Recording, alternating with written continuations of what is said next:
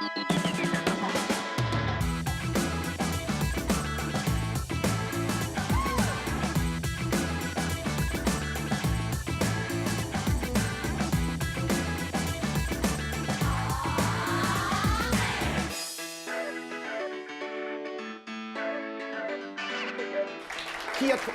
Falche, 100,000 welcomes to you all. We are here this afternoon with two young chefs from Scotland, and they are going to present to you a small appetizer, a little entree dish, and a dessert dish.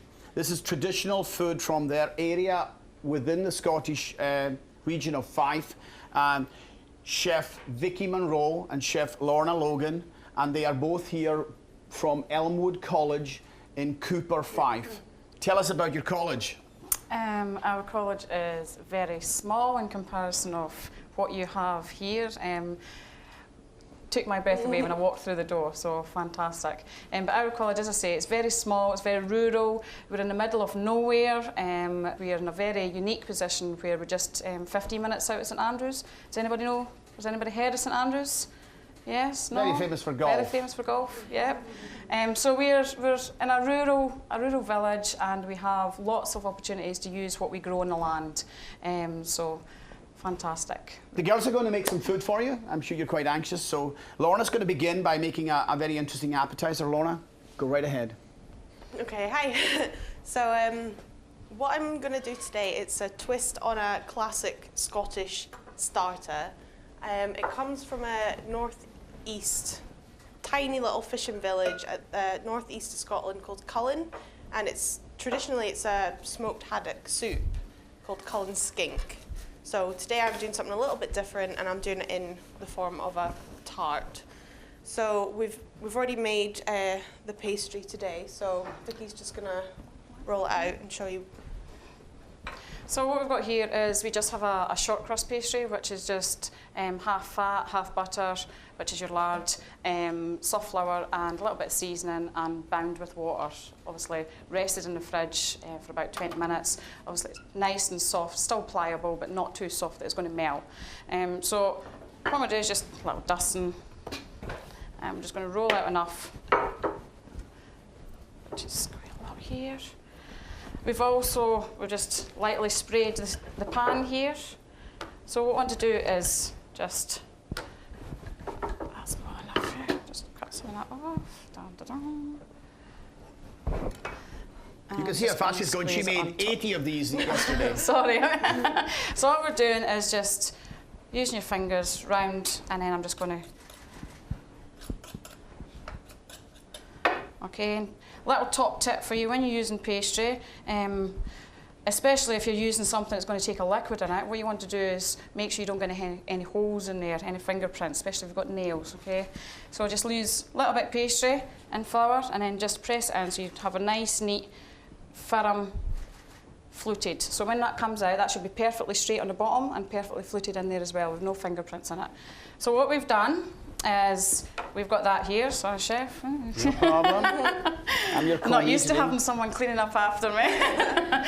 So from there, what we would normally do is we would use a grease, instead of a greaseproof, which is parchment paper. Parchment paper. Yeah. So instead of using parchment paper, when you're using delicate pastries and especially small vessels, sometimes when you're using parchment paper and you put it in there, it gets quite wrinkly and obviously creates divots in that pastry. So what we do is we use like a cling film, and then when you put that into your pastry, fill that with beans and sort of loosely put it folded over the top. As long as that's only going to be in the oven for a couple of minutes, obviously that's not going to melt, it's just going to seal, because you're going to have enough heat in there just to seal and bond that together.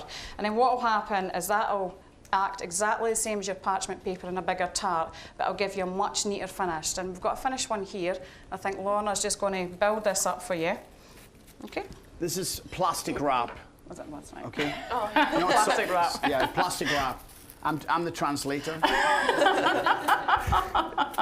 So we would put that in the oven for a couple of minutes, just blind bake it, and then take it out, and then take the beans out, because obviously you're going to sweat the pastry in there if you leave that in there. Put that back in to dry out a little bit, bring it back, and then Lorna's going to talk you through the next process, which is actually making the custard and putting the tart together, and then we're going to present it for you. And then you're going to get to taste it. In Cullen skink, the ingredients that you would traditionally find in it would be chopped potato, onion, smoked haddock, but with this it's a little bit different. So we've made up a custard with eggs as well. So to make the tart, we've sweated down some onions and garlic here, just lightly, just so there's no colouring on at all, just on a low heat for about 10 minutes. So you would put some of those in the bottom there, not too many, because obviously you're going to fill that with a liquid. You don't want it overflowing. So that's like that. Add a little bit of parmesan at the bottom there as well, just for extra flavour. And then the flaked haddock. I don't know if you can get this as easily as we can in Scotland. It's everywhere in Scotland. Haddock is it's a round white fish, and it's caught in the North Sea and in parts of the North Atlantic, and it's a very, very popular fish for fish and chips. So that's the smoked haddock in there as well. So in here, as I say, we've got the milk that we poached the fish in, and we've also added eggs as well. That will obviously help to bake it and thicken it as well. So you just pour that on top gently. Obviously using the dyed haddock there is completely different to what we would have in Scotland. We would have a natural smoked haddock, so it wouldn't be as yellow as that, it would be white. So using the haddock in the milk and then saving that milk for making your custard is going to give you a much more richer, defined flavour. So you're not wasting anything. You don't want to waste anything. So that's that with the custard on it as well. Now in traditional Cullen skink, you wouldn't get cheese on top or anything, but as this is a twist on it, we thought we'd put some cheddar cheese on it as well, just to give it a bit of colour and different flavours as well. And obviously that's got seasoning in with it. So that's that done. So that would go in the oven for about 15 to 20 minutes, just until like the cheese is all melted and it's bubbled nicely, and this is thickened over. You don't want it too dry, and as the haddock was only part cooked before, when it's in the oven it won't dry out, it'll just finish cooking nicely. So that'll go in the oven. I'll just move that away.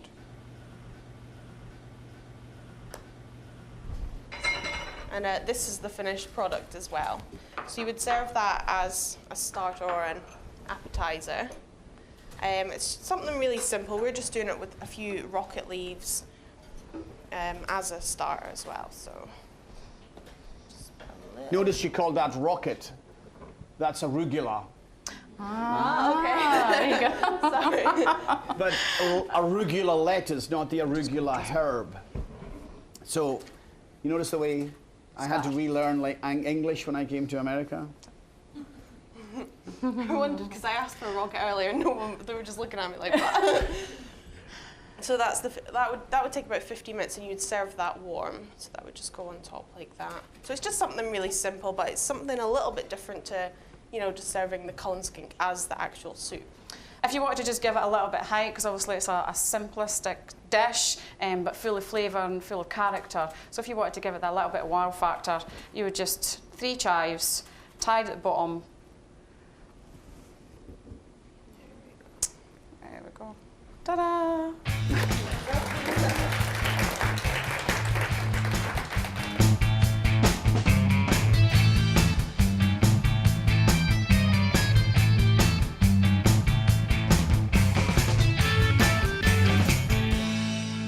So guys, what do you think?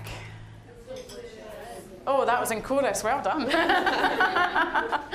Fantastic. So what we're going to do now is we're going to move on and we're going to make a Peril barley risotto, okay?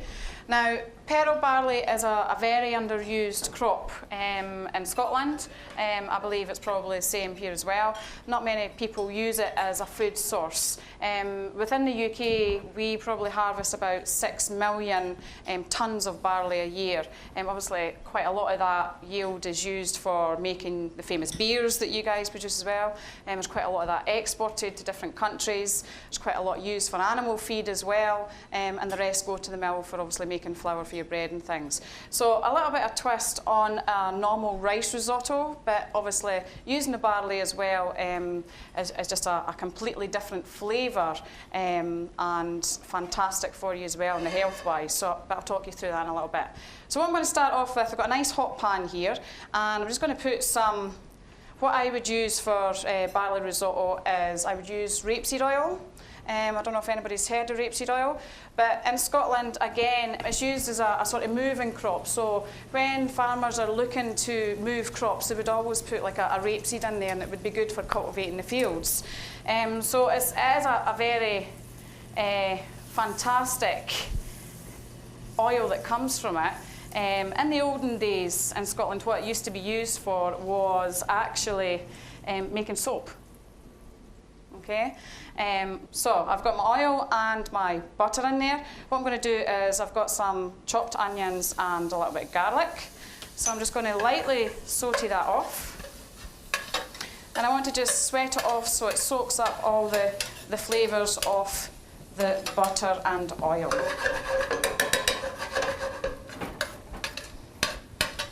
Okay, what I have in this pan here is some lovely vegetable stock, and Chef Angus's class made me a fresh vegetable stock yesterday using made-prior vegetables and a little bit of fennel in there as well, and reduced it right down and strained it for me. So we're privileged to have lovely fresh stock here as well. Great. I'm going to put in some fennel. Now, if anybody's used fennel before or tasted fennel, it's very, very poignant and very strong with aniseed. A wee bit like Peril. I'm sure some of you have tasted Peril before. So you want to be very careful and not overpower your dish with too much. Okay, so I'm just going to put a little sprinkle of the fennel in there. And again, I just want to coat that round. From there, we're going to, as Scots, as you know, like a little tickle, Michael. That's in the alcohol side, yeah? So what I'm going to do is I've got some white wine, some white cooking wine, and I'm just going to pour that over as well. So about a tablespoon of wine over there. So what I'm doing is I'm going to turn this up ever so slightly. Okay, so just allowing that white wine just to absorb into the onions here and get as much of that flavour from the wine in there before we actually start adding the barley. So I think Lorna is, while we're waiting, she's going to saute off the asparagus, which is going to be served as a garnish. There you go, Lorna, for your asparagus. We've already prepared the asparagus, and in Scotland asparagus is very widely used, but we in Scotland grow asparagus, and the season is, Lorna? Beginning of May to the end of middle of June, so it's only about 6 weeks. 6 weeks, but that's a lot in that 6 weeks. Everyone does it. And that's the prime for asparagus in Scotland, but that comes from the field straight to our door. There's no exporting involved, it's just straight there. But the 6 weeks that you have, that window, is on every menu you see. Asparagus is used, and it's been quite interesting because I've seen asparagus quite a lot on the menus as well within the different areas that I've been to within the town. So it's good to see. I've just sweated down the onions and the garlic, and all that wine's absorbed in there. What I'm going to do is I'm just going to put the barley in. Okay, now you could see that the barley is, obviously it's quite small, it's not actually done anything yet, it's just straight from the actual crop, okay? When you're making a risotto using barley, what you want to do is use it in its raw state, okay? Because the barley is actually going to release quite a lot of starch, and you want it to gradually just swell, and it does take time, love and patience to make a lovely barley risotto. It's not going to be made in 5 minutes or 10 minutes. Okay, if you want it to be perfect, it's going to take probably about a good 20 to 25 minutes to get a nice soft barley. Okay, as I say, very important that you use a hot stock. Okay, you don't want to use a cold stock because it's going to go cloudy. Right, so as I say, lovely fresh vegetable stock here, and I'll try and not make a mess of your lovely cooker, chef. Okay, and what we want to do is just very gradually, you want to just nap over the top with that stock. And as I say, it does take time, a little bit of patience. You can't walk away from it. You have to stay there, and you have to continue looking after it. Okay, it's like looking after your baby in the bath. Don't leave it alone. All right, so I'm just letting that soak in nice and gently, and then Lorna, I think, after I've done a cup of this, is going to take over and I'm going to show you how to actually plate up the dish. Right? So that's the actual recipe, and I'm going to show you an actual plated one finished. So what we have here is we've got one I prepared earlier. Ta-da! Okay, so you can see in here that the difference in the actual barley, it's nice and puffy, and it's absorbed all that lovely flavour from the vegetable stock, okay? Now, as I said, you could use whatever protein you want, but for today we're just going to do a nice vegetable risotto. So all I'm going to do, nice and simple, in the centre of the plate. Again, in Scotland, our food's all about what we actually put in it. It's all about the local fresh ingredients we use and making sure that's all good for you, it's all healthy. Now, I did say earlier that barley risotto has health factors with it. It's been proven and fantastic that it reduces your cholesterol, it reduces your blood sugar levels. So this is a new superfood. And what I found really exciting when I was out and about in different restaurants is you guys really take pride in promoting superfoods, which in Scotland I think we don't do that as much, and it was absolutely fantastic to see that everything in the menu was highlighted as this is a superfood, and I'm like, yeah, that's fantastic, what a great idea, it's great. Okay, so just a little, I'll do it this way so you can see, okay, and we have here our asparagus, and Lorna's just lightly sauteed it off. I'm just going to do 3 little stalks here, and our cheese crisps is just, we would use a local Scottish cheddar because we have a cheese farm near us, and we would use their cheese for actually doing crisps and things. You could do the crisps and you could mould them into whatever shape. This is just, we've just done the normal cheddar grated in the oven, and again it's just adding another texture, another dimension to your actual dish. And then that would be your dish.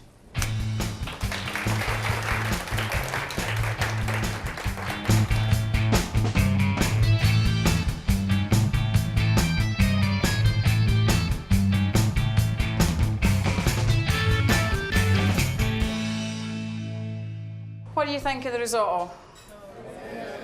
Different? Yeah, good different? So what we're going to do now is we're going to move on and do our last dish, which is Krakin, okay? And we're going to do Krakin with the Scottish shortbreads. Now, I'm sure you've all tasted shortbread, but I'm not sure if you've tasted Scottish shortbreads. Okay, in our Scottish shortbread, all that's in it, there's only 3 components, and it's just made with butter, icing sugar, and flour, and that's it, and a little bit of love. Okay, so what we're going to do is we're going to make Krakin. Now, Krakin is a Scottish traditional dessert. Lorna's going to actually make the dessert, and I'm going to talk about it. Okay, so I started whipping the cream for her, and I'll just talk you through what she's actually doing. So she's got some double cream there, okay, and she's only going to take that to ribbon stage. When that's actually whipped, all that goes into this dish is oatmeal, okay, and we've got some lovely pinhead oatmeal here. And we're going to put some crystallised candied oatmeal in it as well, just to give it a little bit of sweetness. Traditionally, it would just be used and produced with flat oats, okay? So obviously it's milled quite different. And the way that it sort of come about was, in the olden days, obviously at harvest time, the lords and ladies were limited on what they had ingredients-wise, so they still had to have that wow factor for their guests to come for dinner. What actually happened was, legend says, that in an old estate, an old mansion, an old building, guests turned up that the mansion house had been closed down for 5 months, and the cook was left sort of, oh my God, what am I going to cook for these people? And all she had was oats. So the Lord had says to her, I want you to come up with a dish that could be presented to my guests, but it has to be something that has a wow factor. So she sent the people outside to gather what berries there were in the garden. She had these oats. She's like, what am I going to do? We've got the beehives there. I'll get some honey. I'm sure I could make up something as a dessert. And this is how the dessert was originated. Okay, so all it is, and obviously every lord and lady has a lovely bottle of whiskey in the cabinet. Okay, now I brought a little tune for you, just to, I don't know, can anybody hear that? Could you hear that? Can you hear it? Yeah, that's our traditional Scottish bagpipes. If you've not heard them before, I thought it would be a little treat. So obviously you would always put a nice whiskey in there as well, and the Logan ladies would always have whiskey. So all that goes in it is your cream, your berries, your whiskey, your honey and your oatmeal, and that is it, okay? And it would be served either in a glass or on a plate or with something else on accompaniment. But most traditional dinners, burn suppers, anything like that, it would just be straight Krakin in a glass, and we're just putting another element to the dish as well, just to let you taste something else from Scotland, okay? So what I've got here is this bit here. I'll just quickly go through. This bit is just like toffee for you guys, looks like praline, but what I've done is toasted the actual oatmeal and put it through there as well, blended it down. Lovely Rose blended it down for me. She took all morning blending this down to the actual grind, and then down to powder, okay? And then this morning we made the actual glass, okay, which is, I think, on top of your dessert, and you'll get to taste that when you're finished, and that's what we're going to use to actually finish the dessert off. So we have the cream, and this is so adorable. It's so cute, I want to take it home. I've never seen honey in a bear pot before. So, obviously, honey is your natural source of sugar, okay? So we're just going to put a little squirt of honey in, and we'll have to play the music again, don't we? Might do a dance later. Okay, just a little bit of whiskey. There you go, chef. Thank you. Okay, and obviously you're thinking about still the textures and the flavours that you're putting together here as a marry. So your oats are obviously going to give it another dimension, another texture. So I'm just going to put just a little bit of oats in there. Okay, so in here we've got our candied oatmeal, which is this, turned into this, turned into this. Okay, and we're just going to add just a little bit of sprinkling that. And this is almost like puff candy. You can see that we've got a nice combination in there, but we need to give that a little bit of colour, a little bit more dimension. So Lorna's just going to handful of raspberries, chef, into there, mix it through, and then we're going to present it onto the plate for you. Are we good to go, chef? We want to taste that just to make sure. Do you want to taste it, chef? Absolutely. See if it's okay. Couldn't we? See if there's enough whiskey in there. Probably not.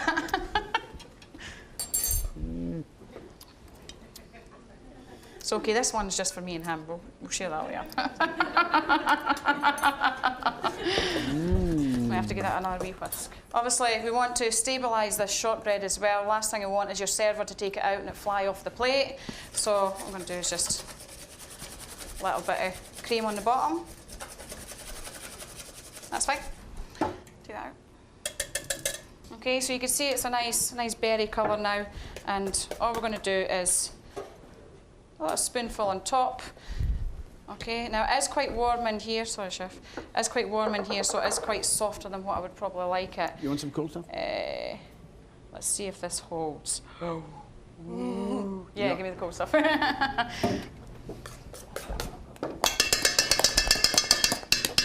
Okay, just leave it, I'm going to fish that off there anyway. Okay, so we'll just put another one on top. Oh, that's better. Okay, and then we'll finish that. Oh, that bottom one's just a little bit slidey.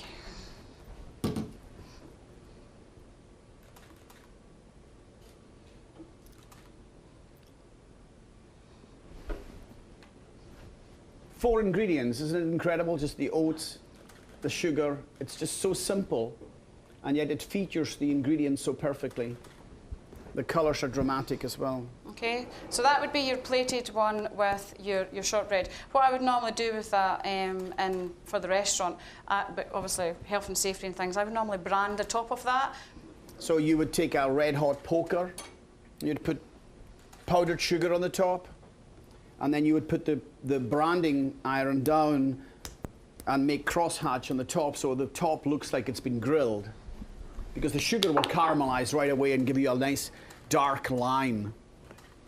Okay, so that would be your plated one. That's pretty. In a glass. Okay, nice and simple. If you wanted to just do nice layers, you could just do your fruit, and then if you wanted to macerate your raspberries or your fruit in whiskey just for a little bit more adult fun, that's good. I like that.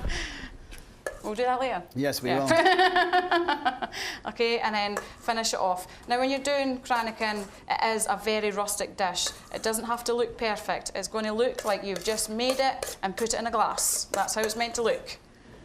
Okay, finish it off. Raspberry and another nice bit of glass if we've got another couple of wee bits in here. Okay, so either way you serve that Krakin, it has the wow factor. Done.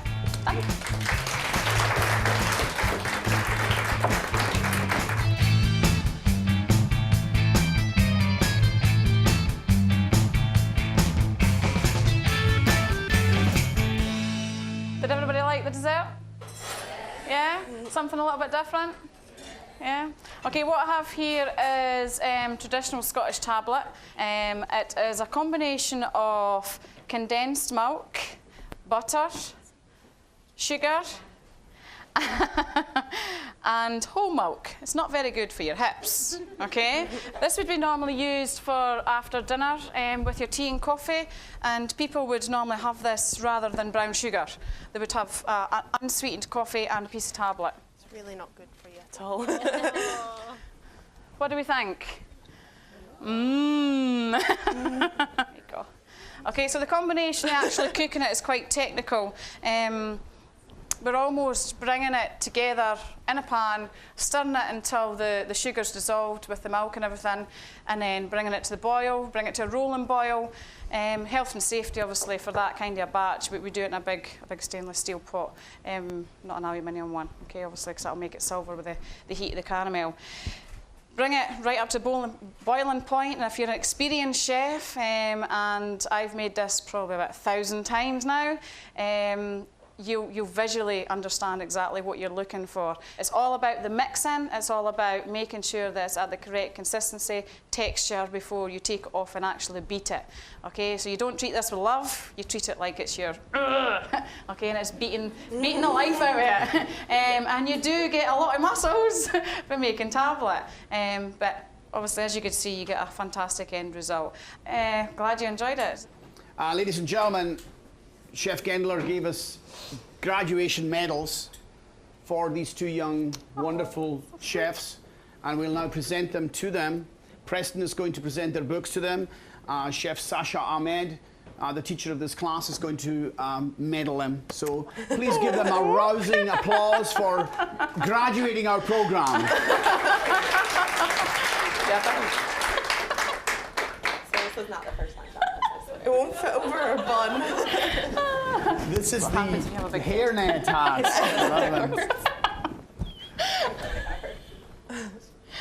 That's why I got Sasha to do it. I want to do this part. Thank you. Preston? Thank you very much. Thank you so much. Thank Wow. you. Ladies and gentlemen, thank you very, very much, Lorna. Thank you, Vicki, for coming over and spending so much great time with us. And it's been such good fun. Thank you very much for having us. It's been a complete pleasure. Well, I would just like to say a huge thank you to Angus, because obviously this has been 2 years in the planning, a lot of emails, a lot of meeting up when Angus is through in Scotland, but it's absolutely fantastic. I'm so looking forward to the future and what we could do for the next generation of chefs, sharing culinary expertise, but there's only one thing that obviously we couldn't be here today if it wasn't the support from Mr. and Mrs. Smith here sitting in the audience. Lorna wouldn't have been able to be here and join us if we didn't have that support, so it's absolutely fantastic, and we're so grateful for the support there, so thank you very much. Thank you. So, round of applause for Mr. and Mrs. Smith.